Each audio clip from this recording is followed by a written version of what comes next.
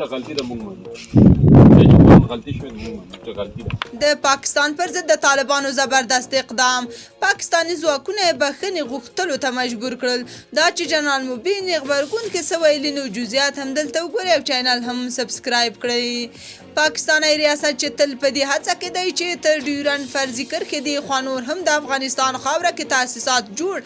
او افغان خاوره اشغال کړي ښکاري چې د طالبانو شتون یې دا خوب تش خوب پاتې کېدونکی دی تازه خبر دا دی چې طالبانو فرضي کرښې ته څیرمه د پاکستاني ځواکونو لخوا د تاسیساتو جوړولو مخنیوی کړی دی طالب فعالانو د دې ویډیو په خپرولو سره لیکلي د پکتیا ډنډ پټان ولسوالۍ کې پر ډیورنډ فرضي کرښې اغزن تار ته څیرمه له اغزن تار دی غاړې ته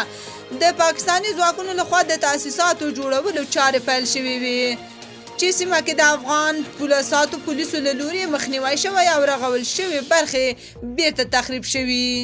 کله چې سیمې ته نور طالب مسؤلین ورسېدل نو پاکستان پولیسو ځواکونو هلته له موجودو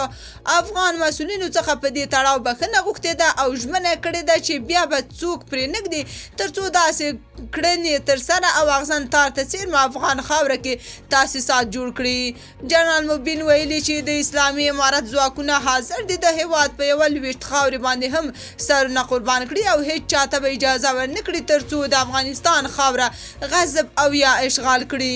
عام افغانانو بیا د طالبانو د یاد اقدام ستاینه کړي او وايي پاکستان سره باید همداسې جدي برخورد وشي